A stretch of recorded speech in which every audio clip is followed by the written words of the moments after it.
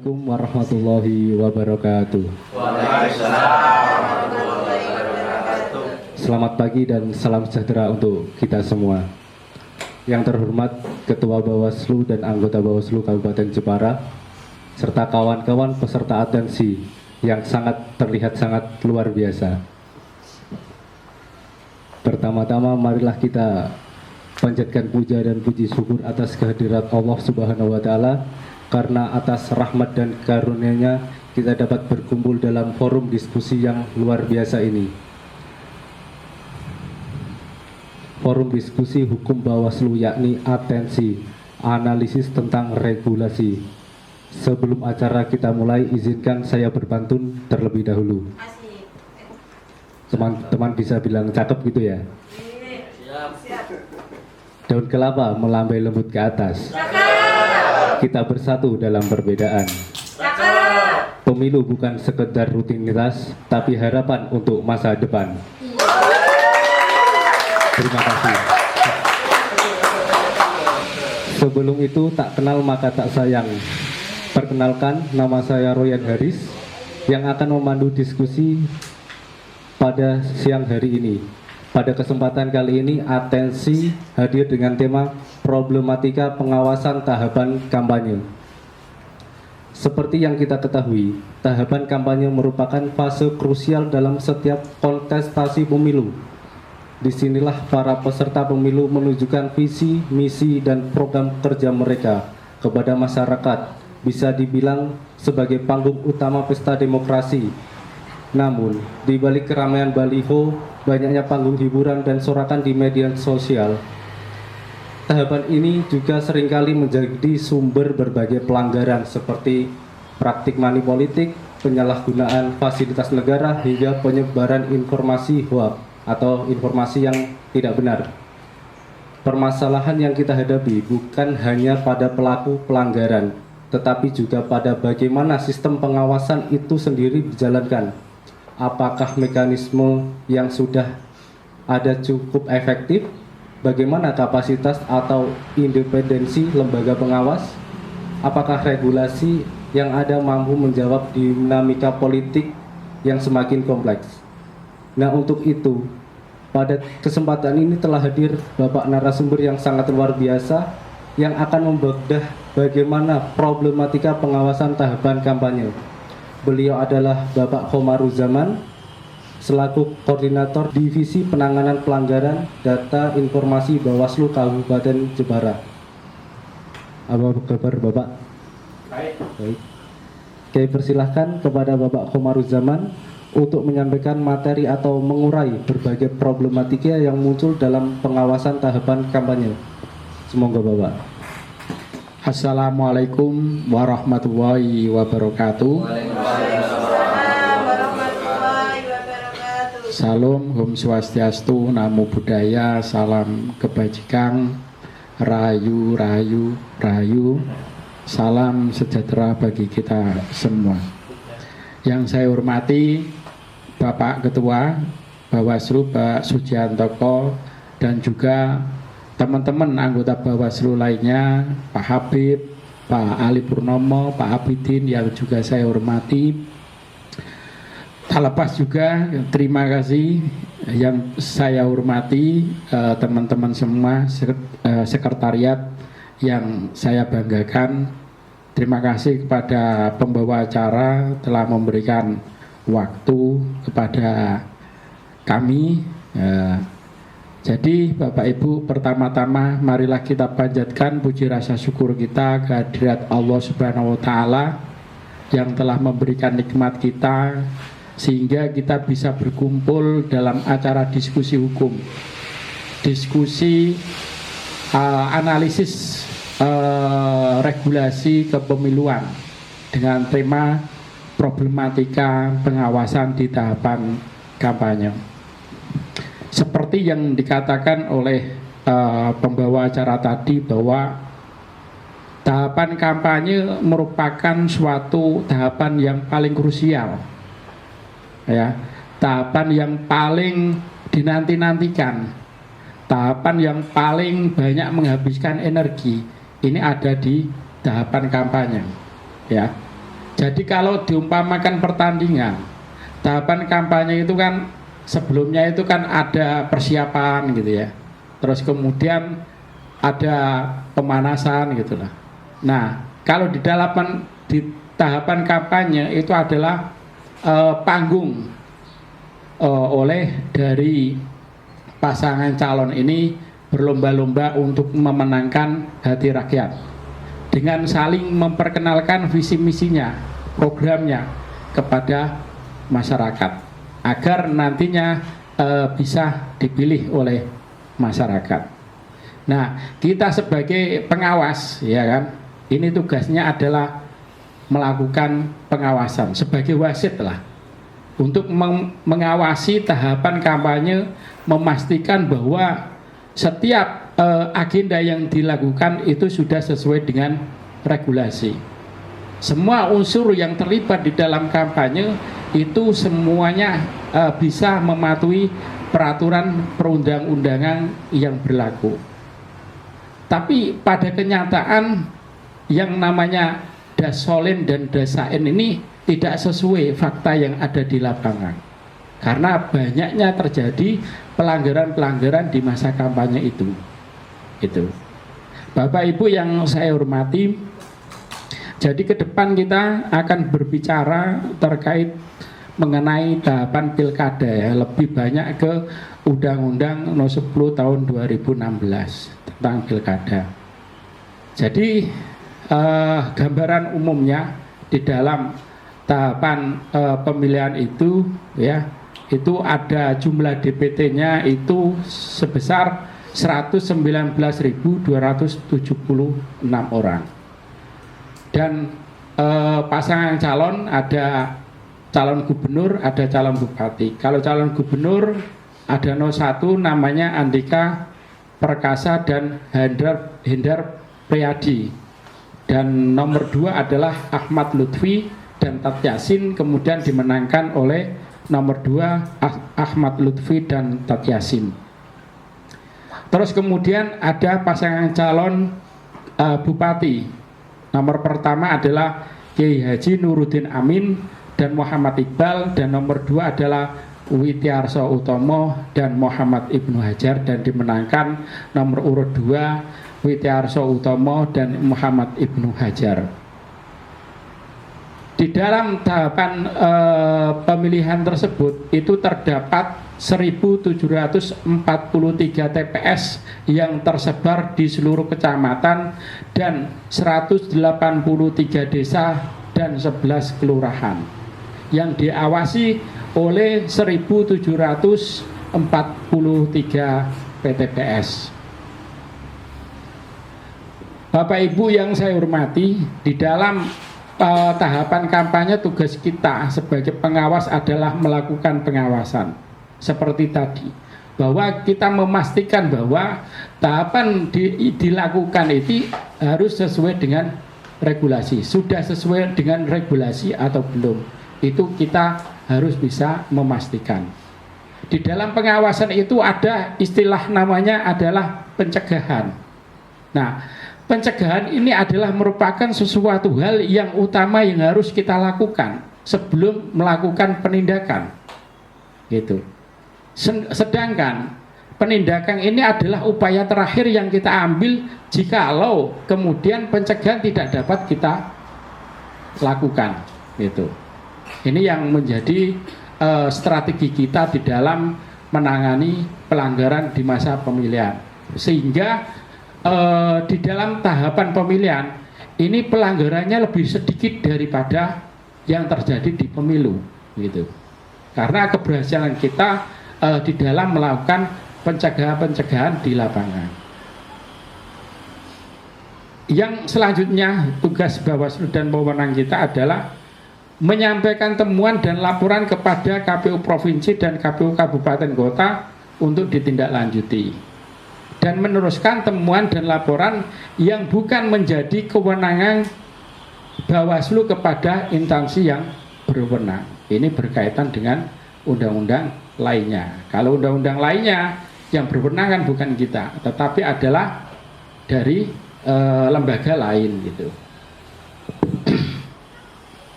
Bapak Ibu yang saya hormati, sudah kita ketahui bahwa masa kampanye dimulai pada 25 September 2024 sampai 23 November 2024. Sekitar 60 hari. Ini tahapan kampanye berjalan.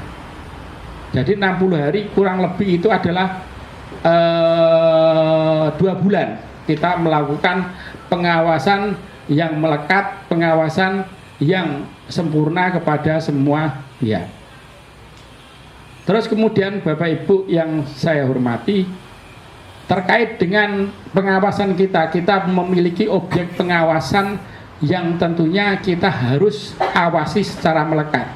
Pertama adalah tentang paslon. Nah, kita harus selalu tidak menghentikan kedip mata kita untuk mengawasi yang namanya paslon dan juga parpol dan juga termasuk tim kampanye.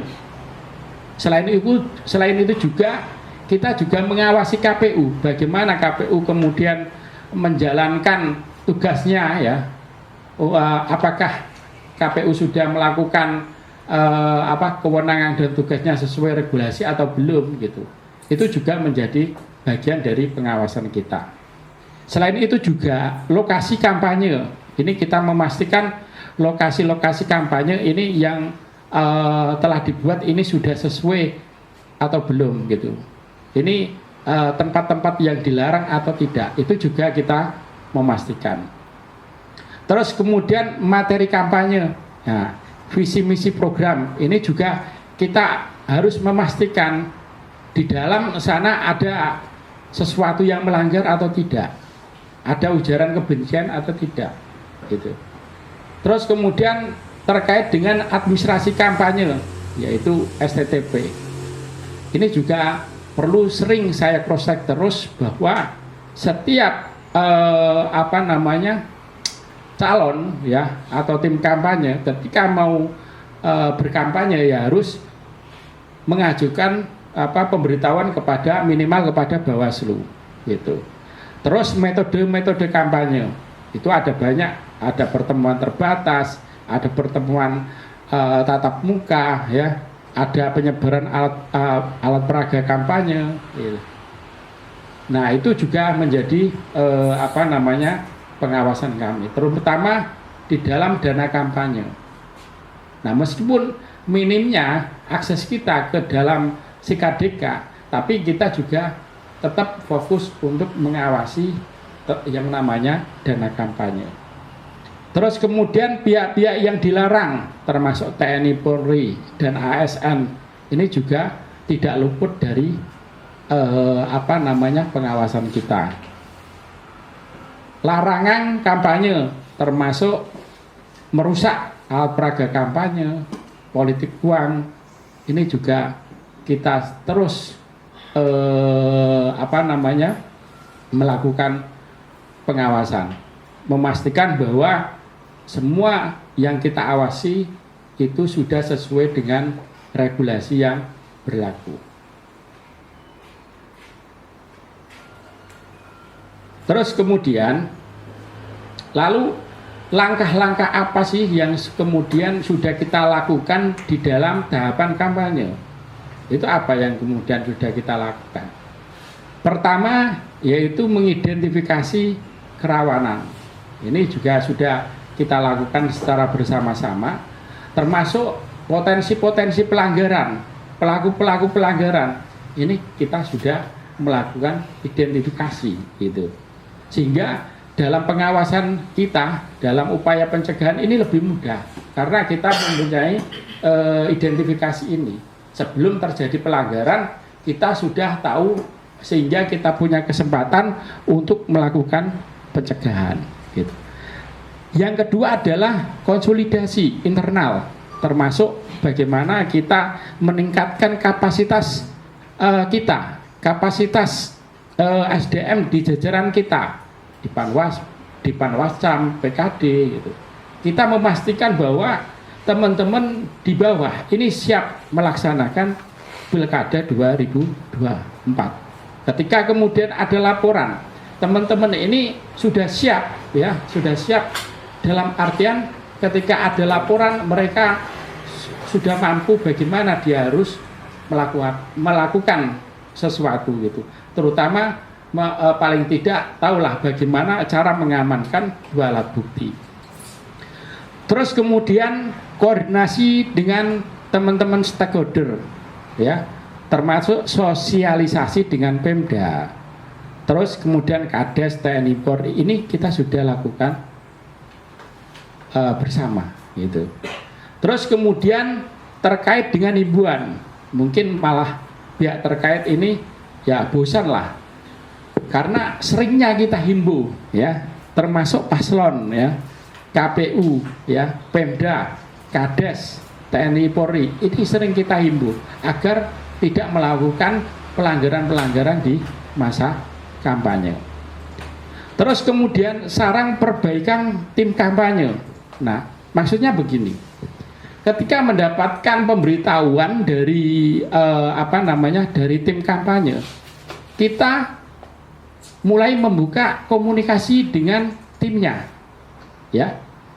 Bagaimana pelaksanaan kampanye yang akan dilakukan gitu. Kalau kemudian ada unsur-unsur pelanggarannya enggak gitu, kita periksa.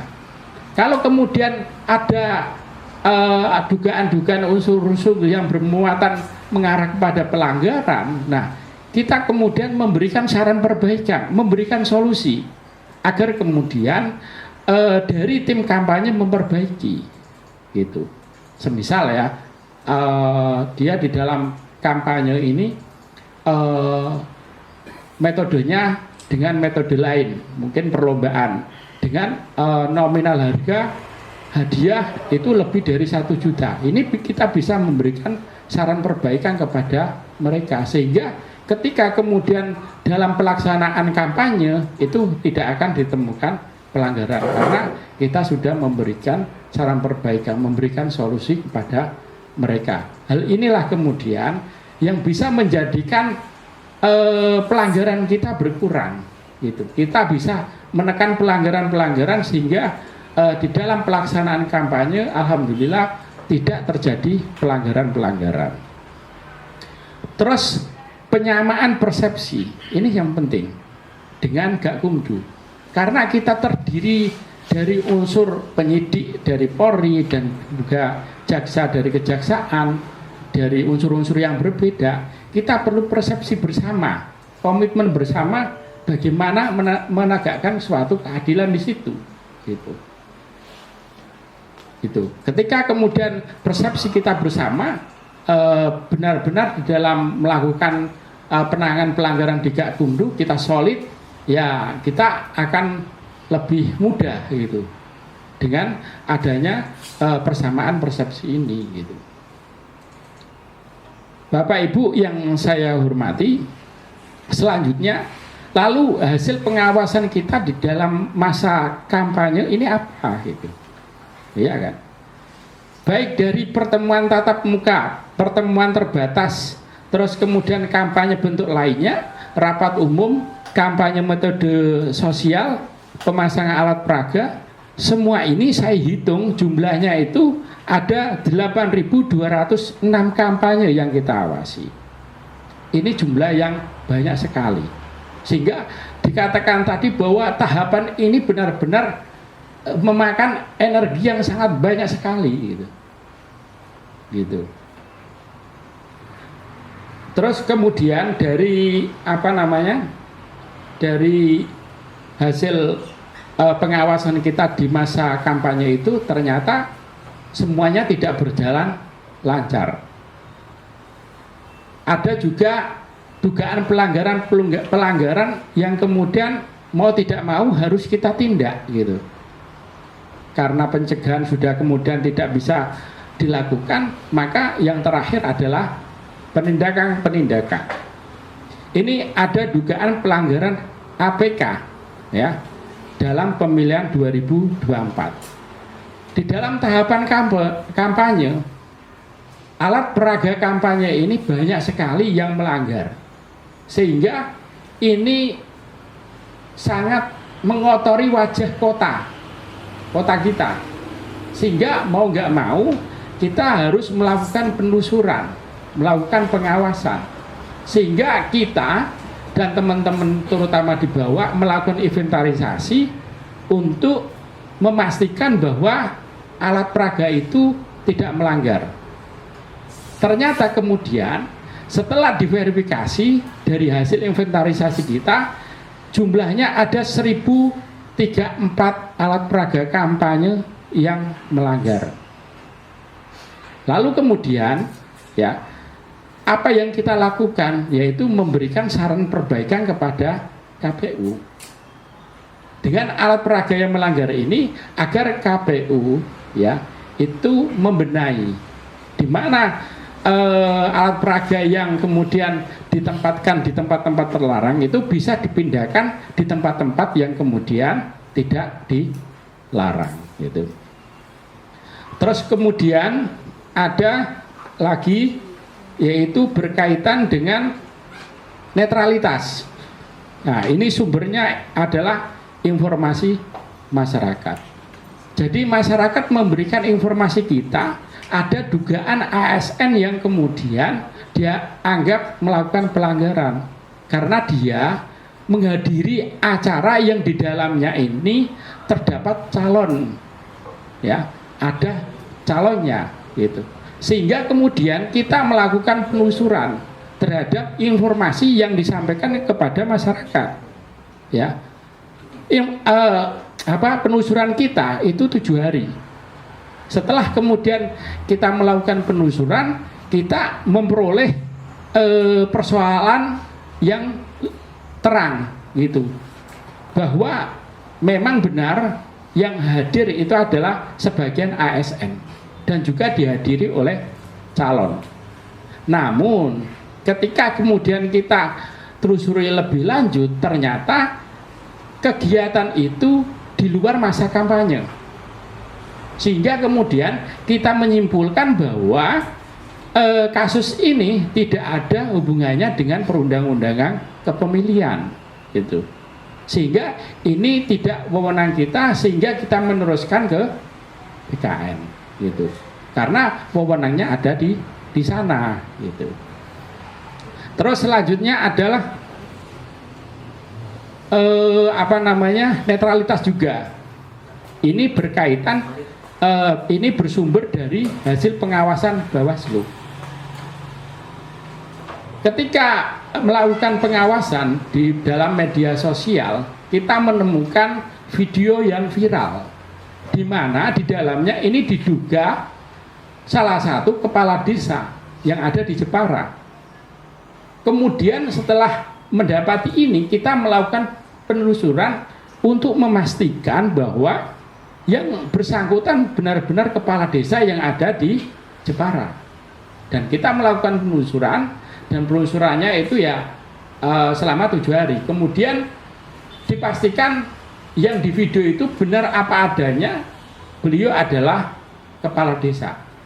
Namun lagi-lagi kejadian itu jauh dari masa kampanye waktunya. Sehingga ini bukan pelanggaran yang berhubungan dengan undang-undang pilkada. Kita menggunakan undang-undang lain, sehingga kita kembalikan kepada pihak yang berwenang. Dalam hal ini adalah Pemda. Terus selanjutnya adalah mengenai tentang laporan masyarakat. Ini ada 3 laporan masyarakat.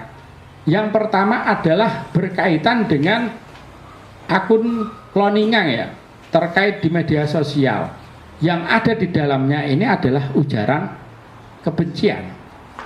Namun ketika kemudian kita melakukan kajian awal, yang kita temukan ternyata syarat formil materialnya tidak memenuhi gitu. Sehingga kemudian setelah itu kita mengajukan permohonan tambahan waktu untuk melengkapi syarat-syarat yang dibutuhkan gitu. Tetapi setelah 2 hari tidak terpenuhi, ya, orangnya juga yang berkaitan itu juga tidak melengkapi berkas-berkas yang kita butuhkan, sehingga kita kemudian tidak register.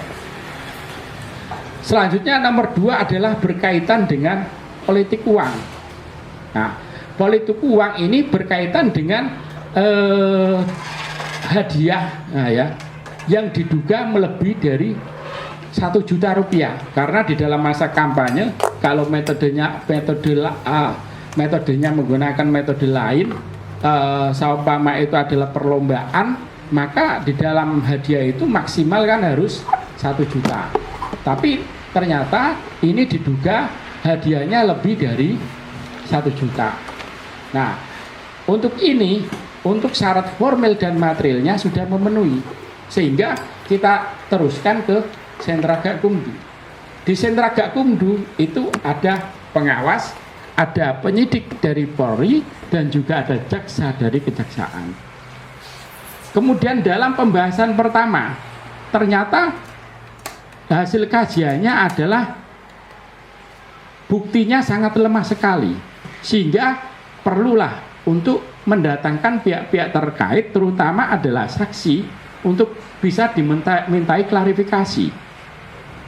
Ternyata di dalam permohonan kita untuk mendatangkan pihak-pihak terkait ini, ternyata mereka tidak hadir dan pihak terlapor ini melarikan diri, gitu. Sehingga kita tidak bisa menemuinya. Pada akhirnya kemudian kadaluarsa waktunya. Karena apa? Karena minimal penanganan pelanggaran yang kemudian kita harus lakukan maksimal waktunya adalah 5 hari. Kalau lebih dari 5 hari berarti sudah tidak bisa. Sehingga waktunya ini sudah kadaluarsa. Sehingga kita berhentikan kasus ini di pembahasan kedua karena kadaluarsa, gitu. Karena tidak memenuhi unsur-unsur pasal, gitu. Terus kemudian yang ketiga adalah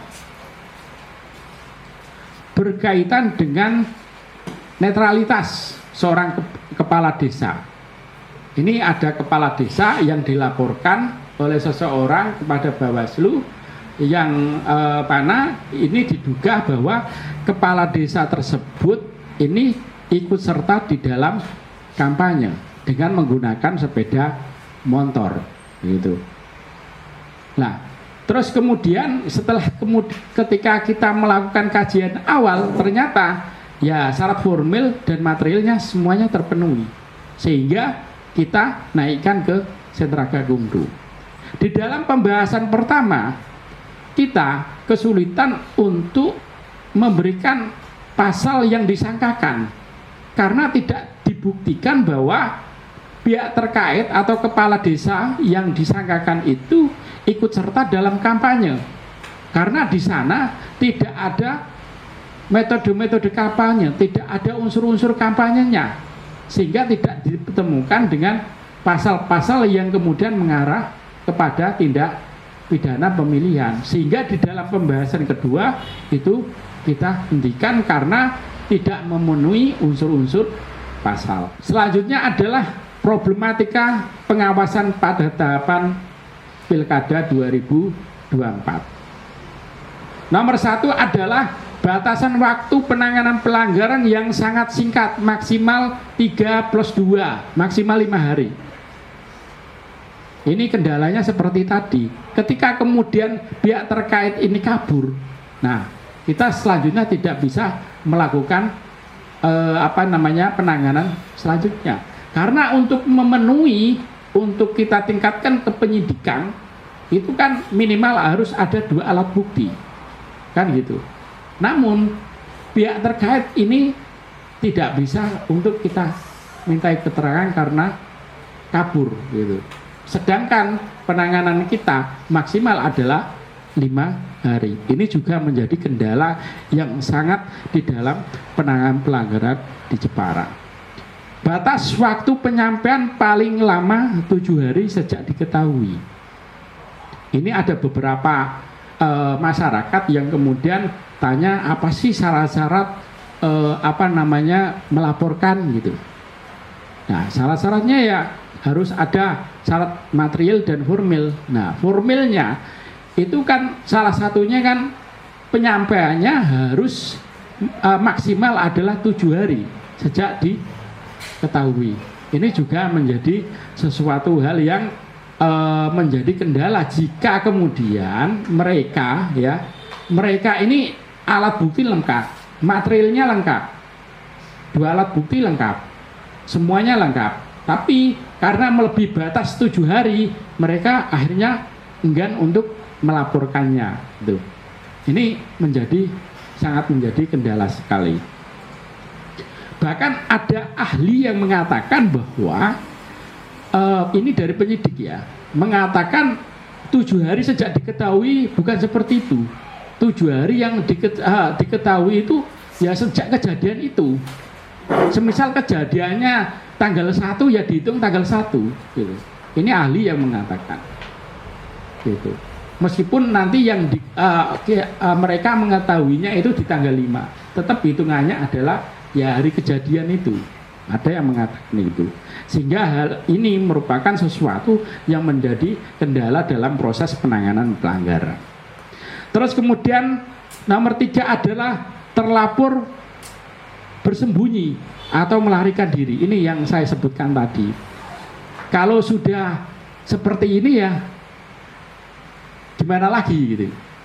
Nah, padahal di dalam penanganan pelanggaran di pilkada itu tidak seperti pemilu yang dikenal dengan istilah in absentia gitu. In absentia itu merujuk kepada ketidakhadiran. Kalau di dalam pemilu, di dalam proses penanganan pelanggaran di pengadilan itu kalau mereka tidak hadir itu tetap berjalan persidangannya, bahkan sampai putusan. Ketika di dalam pilkada itu kita harus menghadirkan pihak terkait gitu. Kalau di dalam proses gak gundu saja, kemudian mereka tidak bisa untuk kita mintai keterangan, kabur, apalagi kemudian di persidangan. Ini juga yang ditakuti dari teman-teman penyidik dan juga jaksa. Nanti kalau di persidangan ini nanti kalau nggak hadir gimana kan gitu, karena kita tidak mengenal istilah in absentia. Itu salah satu kendalanya. Terus pengawas tidak punya kewenangan memaksa untuk meminta keterangan seseorang. Ini juga kita sempat alami ya. Kita waktu melakukan penelusuran ya, dipanggil beberapa kali nggak hadir gitu, sampai kemudian kita harus terjun ke bawah untuk meminta keterangan kepada pihak terkait, tapi pihaknya juga tidak mau memberi keterangan gitu. Ini juga menjadi kendala kita. Nomor 6, tidak ada ketegasan regulasi kewenangan pengawas dalam penanganan pelanggaran alperaga kampanye. Nah ini yang sering menimbulkan ketegangan karena memang kita sebagai panwas ini tidak memiliki wewenang untuk menertibkan alat peraga. Kita melakukan pengawasan terus kemudian melakukan penindakan dengan cara melakukan kajian, klarifikasi. Lalu siapa yang memiliki kewenangan terhadap penertibannya gitu. Kalau di dalam PKPU 13 jelas KPU membersihkan alat peraga kampanye 3 hari sebelum masa pemungutan. Itu jelas. Tapi pada faktanya tidak terjadi gitu. Lalu kemudian ketika merembet ke masa tenang, lalu siapa yang berwenang ini? Sementara publik yang ditahu pelanggaran-pelanggaran yang terjadi di dalam pemilu itu ya Bawaslu gitu loh. Jadi repot gitu. Padahal kita sendiri tidak memiliki kewenangan di situ. Terus kemudian 7, saling lempar tanggung jawab soal kewenangan dan mekanisme pembersihan APK. Ini yang sering terjadi. Nah, ketika kemudian ditemukan pelanggaran APK ya, ini yang berwenang siapa? KPU apa Satpol PP gitu. Nah, KPU mesti Bawaslu gitu. Terus Satpol PP, ini urusan pemilu ya Bawaslu gitu. Dan akhirnya kembali lagi ke Bawaslu. Padahal Bawaslu tidak memiliki kewenangan. Dan alhamdulillah dengan surat edaran dari Bawaslu RI kemarin, kita akhirnya bisa mengumpulkan teman-teman stakeholder untuk bersama-sama melakukan penerbitan alat peraga kampanye di masa tenang. Nah, ini alat peraga kampanye wajib dibersihkan 3 hari sebelum hari pemungutan suara. Ini kan hasilnya zong. Seharusnya sebelum masa tenang, alat peraga kampanye itu sudah dibersihkan, gitu. Tapi pada kenyataannya, yaitu, gitu. Ini yang kemudian antara Dasolin dan Dasain ini tidak sesuai dengan fakta yang ada, gitu. Nomor 9 adalah terkait dengan akses SIKADK yang minim. Ya, kita ya hanya mendapatkan informasi sedikit lah dari akses SIKADK itu, gitu. Nah, padahal kita penting untuk mengetahui alur pengeluaran dan pemasukan dana kampanye ini seperti apa. Ini peruntukannya untuk apa? Yang ada di dalamnya itu gelondongan gitu loh, gelondongan. Jadi kita tidak tahu detail seperti apa gitu, penggunaannya seperti apa itu tidak ada di sana, gitu. Sehingga kemudian kita memang saya maklumi kita sangat minim sekali melakukan pengawasan terkait dana kampanye karena akses SIKADK kita sangat dibatasi. Terus kemudian rekomendasi penyelenggaraan pemilu atau pilkada ke depan selanjutnya. Ya, perlu adanya regulasi dalam peraturan kewenangan pengawas pemilihan di dalam penanganan penertiban alat peraga kampanye. Malah enak kemudian ini wewenangnya siapa, Bawaslu gitu loh. Ini enak jelas gitu. Itu malah lebih enak daripada kemudian menjadi lempar-lemparan karena ketidakjelasan regulasi kewenangan ini siapa yang menertibkan. Terus kemudian nomor 2 adalah perlu efek jera bagi pelanggaran APK pemilihan. Ya mungkin pelanggar APK ini bisa dikenakan pidana gitu loh. Biar kemudian ketika memasang alat peraga kampanye mereka mikir-mikir gitu loh. Wah, ini pidana gitu. Kalau kemudian tidak ada tidak ada yang membuat mereka jera, ya otomatis pemilu yang akan datang, pilkada yang akan datang, mereka akan berbuat yang sama, yaitu menempatkan alat peraga seenaknya sendiri, tidak sesuai dengan regulasi. Karena apa? Ya paling diambil Bawaslu kan gitu. Kan begitu. Karena tidak ada yang membuat mereka itu jera gitu. Terus kemudian nomor 3 adalah penghapusan batas minimal penyampaian laporan. Ini menurut saya dihapus saja. Gitu. Penyampaian laporan itu minimal itu 7 hari itu. Ini menurut saya dihapuskan karena ini tidak adil bagi masyarakat. Jika mereka melihat pelanggaran dan mempunyai bukti jelas, 2 alat bukti kuat, kemudian gara-gara kelewat 7 hari mereka tidak mau melaporkan, ini tidak adil gitu. Sehingga untuk rekomendasi saya selanjutnya adalah penghapusan batas minimal penyampaian gitu. Terus kemudian nomor 4 adalah perlu adanya sinkronisasi dan harmonisasi regulasi penanganan pelanggaran antara pemilu dan pemilihan. Ini kadang ini sama-sama pemilu tapi pengertiannya beda-beda gitu ya. Output kebijakannya berbeda-beda gitu. Seperti kayak putusan MK kemarin itu alhamdulillah gitu. Jadi sebelumnya kalau di dalam penanganan pelanggaran administrasi, kalau di dalam pemilu itu outputnya kan keputusan. Jadi KPU ini langsung menindaklanjuti keputusan itu gitu. Sebelumnya di dalam pilkada itu rekomendasi outputnya. Jadi rekomendasi kita kepada KPU semisal itu masih dikaji ulang gitu. Masih dikaji ulang sehingga ini tidak bisa tidak ada kepastian hukumnya gitu loh. Bahkan kemudian dia mengkaji ulang kemudian tidak ada apa-apa gitu. Rekomendasi kita. Nah, alhamdulillah dengan putusan MK kemarin menjadi outputnya adalah sama-sama putusan.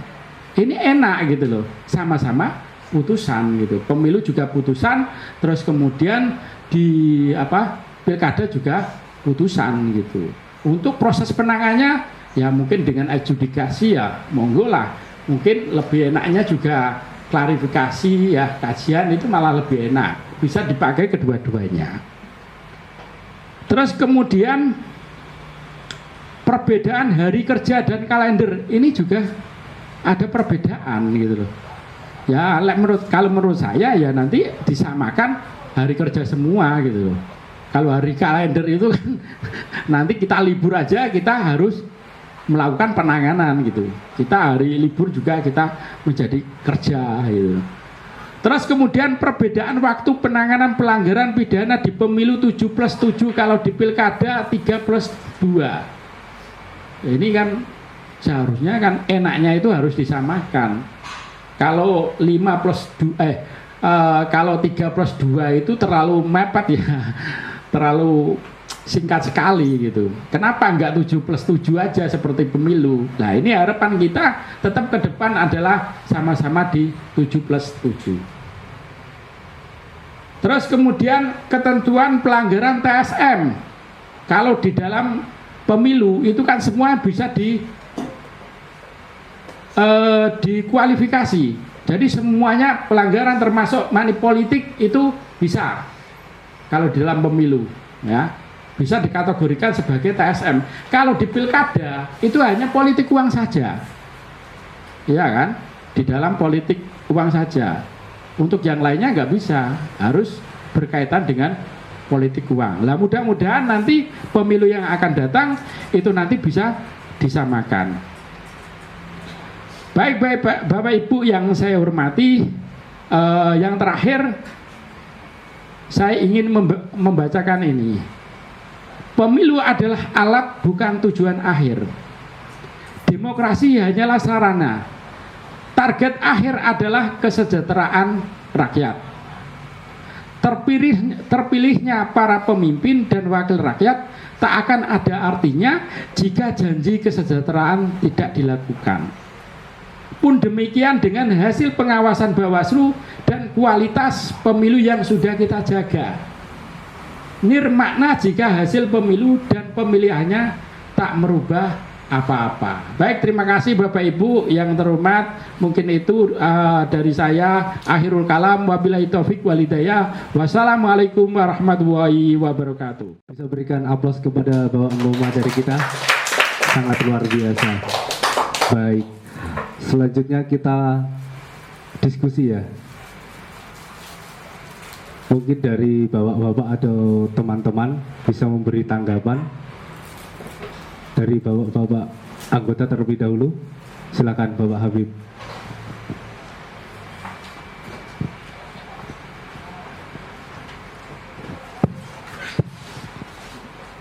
Baik, terima kasih.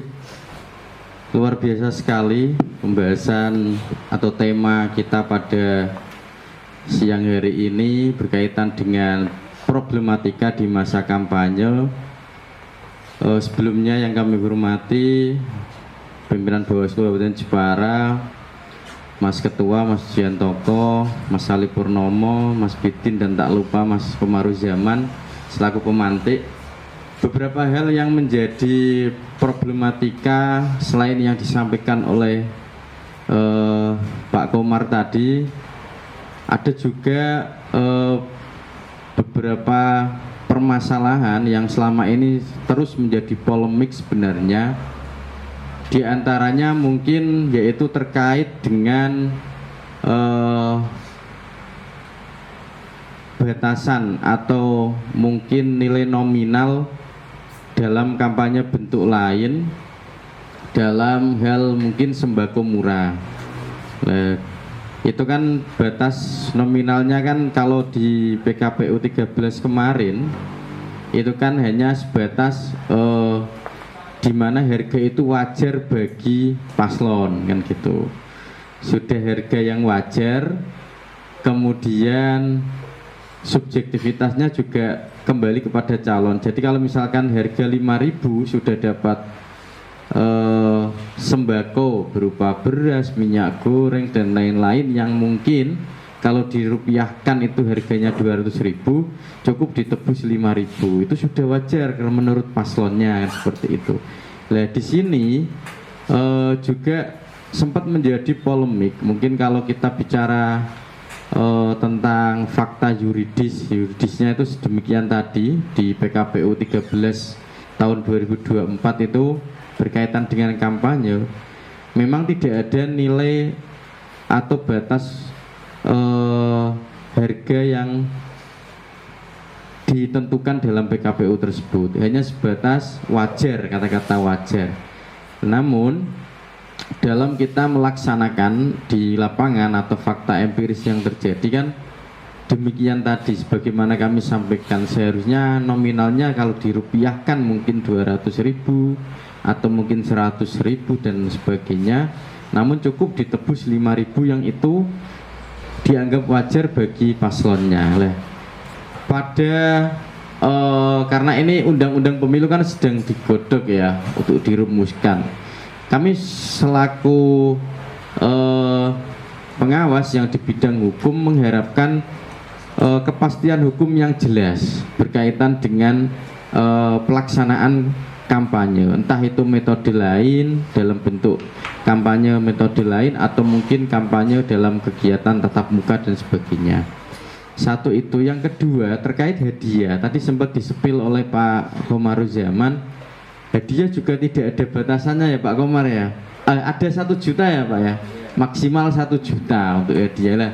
1 juta ini ketika kita itu kembalinya nanti ke apa ya istilahnya bentuk syarat formal atau hanya sekedar 1 juta itu bisa kita buktikan dengan kwitansi. Contohnya misalnya saya membeli kulkas ini harganya 1 juta mas kwitansinya, atau mungkin dibuat model hadiah hewan, kambing misalnya, ada kambing besar beranak pinak misalnya babon ya, tapi dari paslon atau mungkin dari salah satu tim ses mengatakan ini harganya 1 juta kok Pak, ada kwitansinya.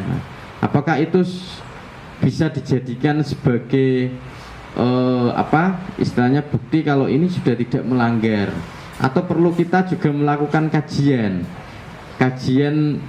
penggalian fakta di lapangan gitu Pak Komar? Itu yang terkait hadiah itu kan kita juga pernah ada polemik ya Pak ya, terkait hadiah kambing, hadiah motor listrik. Nah ini memang kedepannya kepastian hukum terkait dengan hadiah, batasan nominal terkait penebusan sembako itu harus kalau bisa harus dijelaskan dalam undang-undang atau mungkin nanti di PKPU. Selain itu ada beberapa hal yang menjadi polemik dia selain terkait penertiban alat peraga, itu adalah pemasangan alat peraga. Karena dalam aturan KPU biasanya ada zona larangan kampanye dan ada zona larangan pemasangan alat peraga kampanye. Nah, di sini itu nanti kita selalu beradu argumen dengan teman-teman KPU, dengan mitra kita, yaitu di mana di setiap lokasi yang dilarang dilarang memasang alat peraga kampanye, berarti kalau kita menafsirkan di situ juga dilarang untuk kampanye. Contohnya misalnya di jalan-jalan protokol. Nah, namun hal ini nanti bertentangan dengan aturan KPU juga yang membolehkan kegiatan tatap muka juga di di beberapa lokasi yang sebenarnya itu dilarang untuk kampanye atau pemasangan alat peraga kampanye tadi lah. Sehingga hal ini menjadi ada juga tidak kepastian hukum yang terlaksana atau mungkin dilaksanakan oleh teman-teman saat melakukan pengawasan pada masa kampanye tersebut.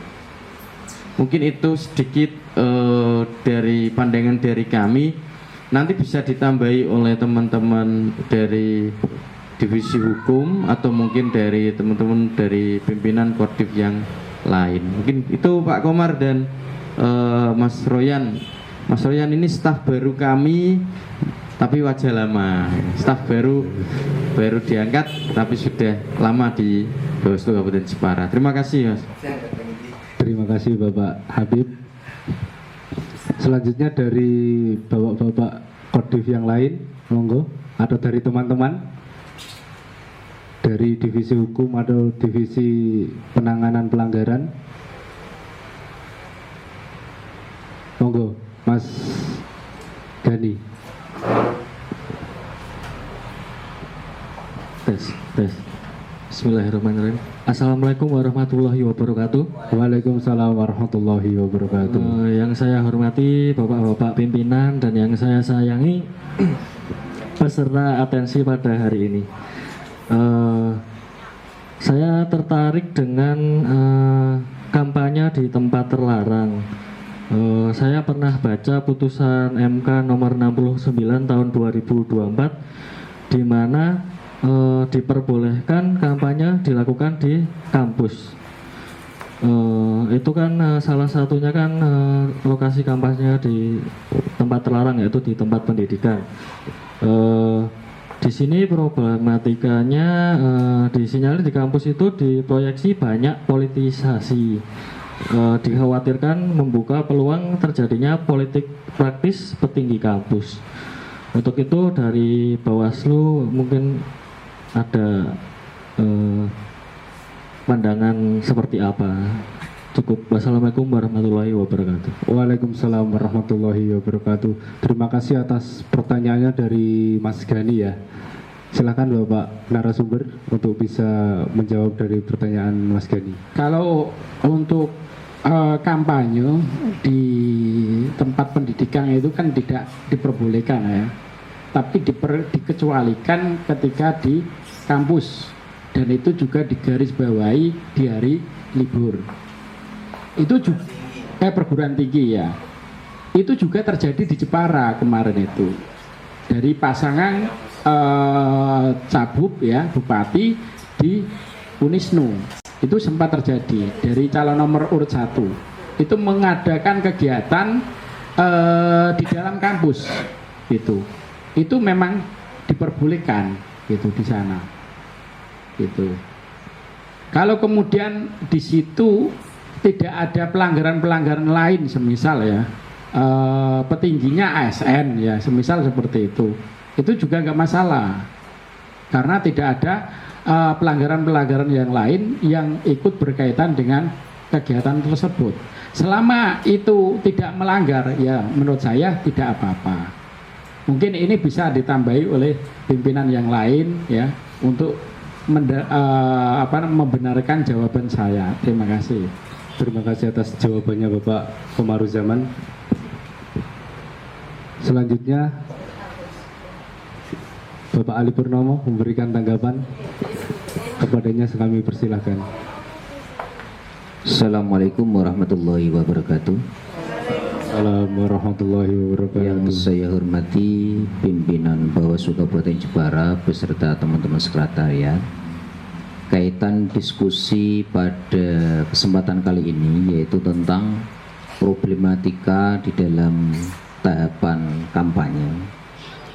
Ini mempertegas kaitan tentang tadi yang sudah ditanyakan oleh Mas Gani ya, biar kita satu persepsi di dalam payung hukum kaitan tentang zonasi atau tempat yang dilarang untuk kampanye, termasuk adalah tempat pendidikan. Namun memang ada pengecualian, artinya diperbolehkan itu manakala dilaksanakan di perguruan tinggi dengan ketentuan-ketentuan syarat. Yang pertama, tentu mendapatkan izin dari pimpinan yang mengelola di perguruan tinggi itu. Seumpama kalau memang contoh di Unisnu itu memang harus melalui rektor. Kalau di akademisi itu otomatis melalui ketua kalau dalam akademik itu. Ini yang pertama. Yang kedua, itu ada ketentuan yang mana mempertegas itu memang tidak diperbolehkan untuk ini mengikut sertakan orang-orang yang dilarang dalam kampanye. Kalau memang di kampus itu ada dosen yang statusnya itu adalah PNS atau ASN, tentu itu tidak diperbolehkan. Itu syarat yang kedua. Syarat yang ketiga, manakala kampanye itu bisa dilaksanakan di perguruan tinggi itu manakala adalah di hari libur.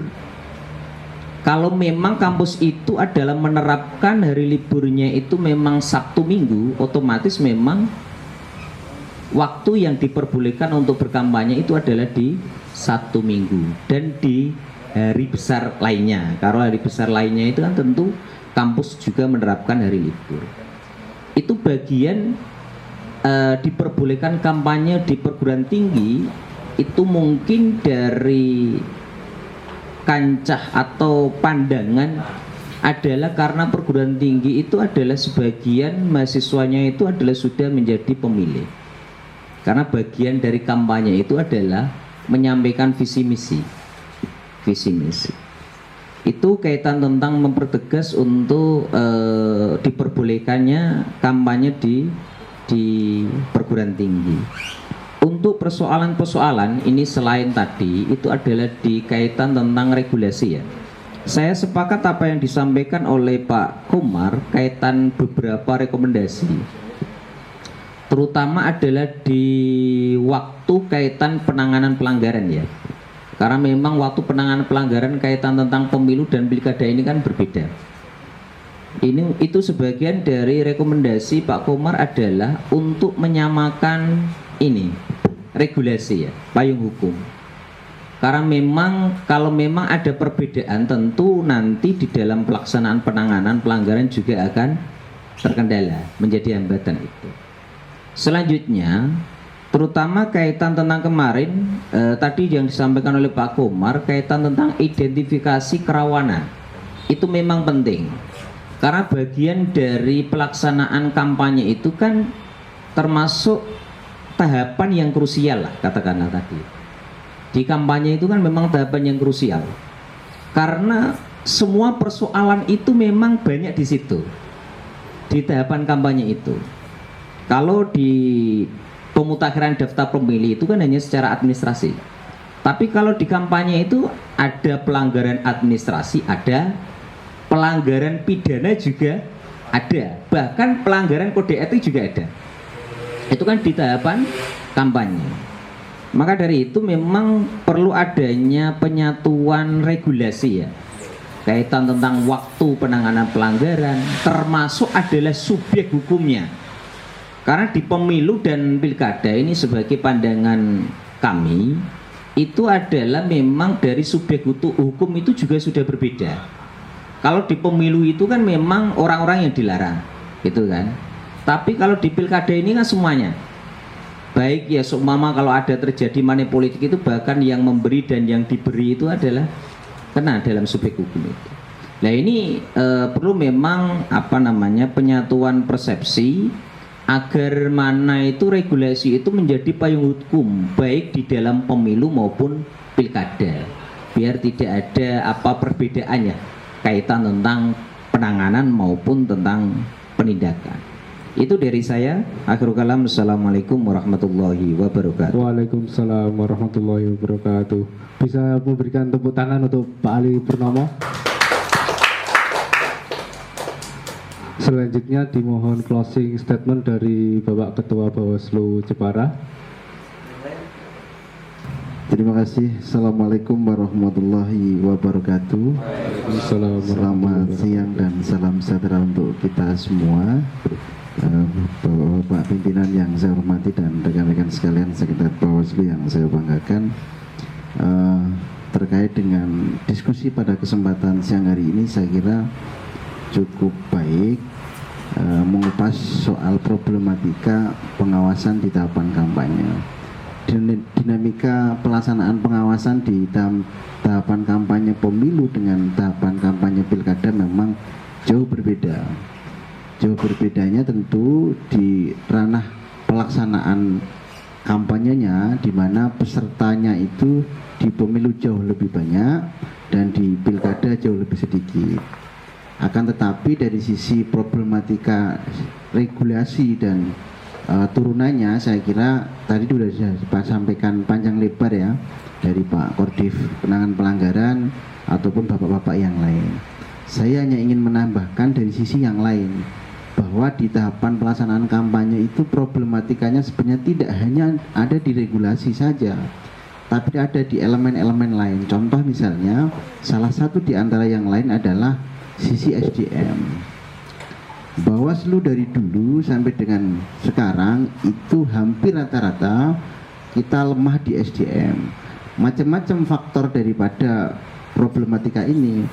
Problematika SDM ini bisa jadi yang pertama terkait dengan jumlah kuantitas, di mana jumlah personalia jajaran pengawas pemilu di tingkat kecamatan, desa, bahkan di tingkat TPS itu sangat terbatas. Manakala kemudian pelaksanaan kampanye itu di tahapan pemilu saja, taruhlah jumlah caleg itu berapa? Dari RI, DPRD provinsi, DPRD kabupaten kota, ditambah DPD dan presiden wakil presiden. Kalau kemudian dilaksanakan secara berbarengan di wilayah yang sama, kita pun akan kerepotan dengan keterbatasan SDM itu. Itu juga problematika. Belum lagi kemudian problematika SDM terkait dengan kualitas, di mana tidak semua pengawas pemilu itu, mohon maaf, berlatar belakang hukum. Karena rekrutmen pengawas itu kan tidak disyaratkan harus hukum, tapi warga negara Indonesia semua punya hak yang sama, sehingga pemahaman terhadap regulasi tidak kemudian serta-merta dia langsung paham secara komprehensif. Ini juga jadi problem, sehingga dibutuhkan penegasan dan dibutuhkan pelatihan dan diskusi yang intens terhadap mereka yang menjadi penyelenggara, agar ada standarisasi dan kesamaan pemahaman terhadap regulasi yang dijalankan di lapangan. Sehingga ketika ada masyarakat yang menanyakan, ada peserta pemilu yang ingin memberikan konsultasi, itu bisa memberikan penjelasan secara komprehensif dan sama dari hulu hingga hilir. Problem yang terjadi biasanya adalah antara hulu dan hilir itu mempunyai perspektif yang berbeda. Bawaslu RI, Bawaslu provinsi mempunyai kebijakan berbeda dengan Bawaslu kabupaten. Karena kadang Bawaslu Republik Indonesia tidak mengetahui situasi lapangan yang ada di daerah. Sementara Bawaslu kabupaten dia yang tahu situasi lapangan di daerah, sehingga harus mengambil langkah-langkah strategis dalam konteks melakukan pencegahan supaya tidak terjadi pelanggaran tadi itu. Sehingga upaya-upaya ini dalam rangka untuk meminimalisir pencegahan. Masih di SDM adalah terkait dengan keterlambatan rekrutmen. Mohon maaf, misalnya di pemilu 2024 ada irisan di mana rekrutmen pengawas pemilu itu bersamaan dengan tahapan. Bayangkan ada jeda kekosongan, kalau nggak salah seingat saya itu 5-7 hari. Bawaslu kabupaten kosong komisioner dan dihandle oleh kesekretariatan. Bayangkan kalau misalnya di 7 hari itu, 1 minggu itu kemudian terjadi sengketa, serepot apa? Ini juga problematika, di mana harus ada keserentakan antara rekrutmen dengan tahapan itu. Jedanya harus sebelum tahapan dimulai, rekrutmen sudah dilakukan. Ini belum lagi misalnya terkait dengan rekrutmen panwas TPS, rekrutmen pengawas tingkat desa, rekrutmen pengawas tingkat kecamatan dan seterusnya, di mana tahapan sudah running. Mereka harus berakselerasi atau menyesuaikan cepat. Ini kalau orang yang tidak memiliki adaptasi dan kemampuan yang cepat untuk beradaptasi, saya kira akan keteteran mereka, ketinggalan sama teman-teman yang lain. Ini juga menjadi problem. Masih di sumber daya, salah satu di antara dari sumber daya itu adalah terkait dengan lemahnya dan keterbatasan anggaran, khususnya di pilkada. Bayangkan, kita untuk meningkatkan kapasitas teman-teman di penyelenggara kita yang mungkin butuh penjelasan, mungkin butuh pelatihan, mungkin butuh diskusi untuk pendalaman regulasi agar mereka paham dengan komprehensif, itu kan butuh kegiatan. Ada yang namanya rapat koordinasi, ada yang namanya kemudian pelatihan, ada yang namanya kemudian pengenalan terhadap regulasi yang ada agar mereka menjalankan tugas sebagaimana. Kalau anggarannya kemudian terbatas, yang harusnya dilaksanakan kegiatan 3 kali dan anggaran kita hanya cukup 1 kali, maka ada kegiatan yang tidak bisa dilaksanakan yang seharusnya meningkatkan kapasitas mereka akan menjadi berkurang. Yang berikutnya adalah terkait dengan problematika di ranah media sosial ataupun teknologi. Jadi Bawaslu Kabupaten atau pengawas pemilu, tidak hanya kabupaten ya, provinsi maupun Republik Indonesia, tidak memiliki kewenangan untuk melakukan penindakan terhadap pelanggaran cyber. Itu jelas itu, baik di regulasinya maupun di tugas dan kewenangan kita. Sehingga apa yang hanya bisa dilakukan oleh pengawas pemilu adalah berkoordinasi dengan Dinas Kominfo ataupun kepolisian di bidang cyber army.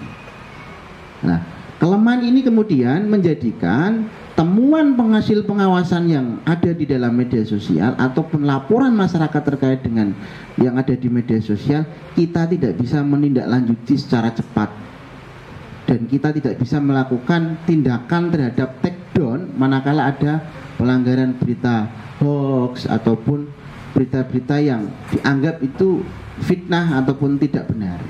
Nah, ini saya kira juga menjadi problematika di dalam melakukan pengawasan kampanye. Unsur yang ketiga adalah terkait dengan tingkat partisipasi masyarakat di dalam melakukan pengawasan sangat rendah. Dari tahun ke tahun, dari pemilu ke pemilu, dari pilkada ke pilkada, antara laporan masyarakat dengan temuan Bawaslu selalu tinggi temuan Bawaslu atau temuan pengawas. Ini artinya bahwa tingkat kesadaran masyarakat untuk merespon laporan atau melaporkan pelanggaran yang ada di lapangan masih rendah. Jangankan partisipasi di dalam melakukan laporan hasil pengawasan, ya, partisipasi untuk memilih saja masih kurang. Artinya bahwa PR-nya pengawas pemilu tidak hanya kita melakukan pengawasan secara menyeluruh saja, tapi juga bagaimana kita memberikan penyadaran kepada masyarakat agar mereka mampu dan mau menyampaikan dan melaporkan informasi terkait dengan pelanggaran yang mereka ketahui. Mungkin kalau soal partisipasi masyarakat di dalam memilih, teman-teman KPU sudah selesai, clear. Dan PR kita ini jauh lebih berat. Kalau hanya partisipasi datang untuk memilih, itu saya kira masih mudah lah untuk kita menyampaikan. Tapi kalau partisipasi masyarakat untuk yuk bareng-bareng ngawasi lah, ini yang saya kira memang PR berat kita dan harus bersama-sama dengan stakeholder yang ada membangun halakoh-halakoh kecil melalui komunitas-komunitas pemerhati pemilu, pemantau pemilu ataupun ormas-ormas yang lain yang peduli akan pemilu dan pemilihan ini agar mereka berpartisipasi aktif untuk melakukan pengawasan. Maka kemudian Bawaslu membentuklah melalui divisi pencegahan itu desa-desa mitra Bawaslu. Dalam rangka apa? Untuk memberikan pemahaman kepada masyarakat terkait dengan pentingnya partisipasi dan pentingnya pengawasan oleh masyarakat, karena sejatinya pengawas itu adalah rakyat itu sendiri atau masyarakat itu sendiri, bukan Bawaslu secara keseluruhan. Itu yang terakhir, saya kira rekomendasi yang perlu kita sampaikan kepada pimpinan ataupun kepada pemerintah terkait dengan problematika yang ada ini mudah-mudahan dapat direspon, khususnya sebagaimana disampaikan oleh Pak Habib tadi itu di dalam revisi undang-undang pemilu ataupun di undang-undang pemilihan ini nanti ada titik terang, ada catatan-catatan yang dibawa dari bawah ini kemudian bisa digulkan atau bisa direpresentasikan melalui revisi undang-undang yang ada, sehingga teman-teman ke depan dalam melaksanakan tugas itu akan semakin dimudahkan, akan semakin memberikan manfaat dan dampak yang lebih baik untuk demokrasi di wilayah masing-masing. Itu saya kira teman-teman sekalian, dan kegiatan diskusi yang seperti ini saya kira penting untuk kita lakukan dalam rangka untuk mengasah memori kita, mempertajam pengetahuan kita dalam rangka untuk menghadapi pemilu-pemilu maupun pemilihan-pemilihan yang akan datang, sehingga dengan berdiskusi, dengan menggali banyak informasi dan literasi, saya kira akan bisa menambah lebih besarnya dan lebih baiknya lembaga di Bawaslu yang kita cintai ini. Demikian, terima kasih. Wabillahi taufiq wal hidayah. Assalamualaikum warahmatullahi wabarakatuh. Waalaikumsalam warahmatullahi wabarakatuh. Bisa berikan tepuk tangannya.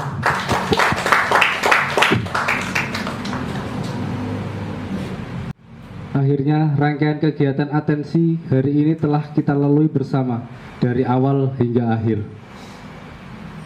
Kita telah mendapatkan banyak wawasan dan strategi yang bisa menjadi bekal dalam mengawasi proses pemilu, khususnya dalam pengawasan kampanye.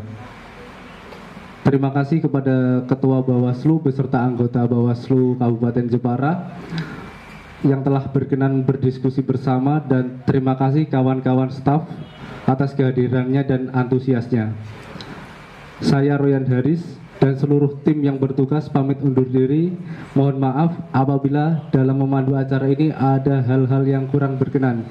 Terima kasih atas partisipasinya. Sampai jumpa di acara berikutnya.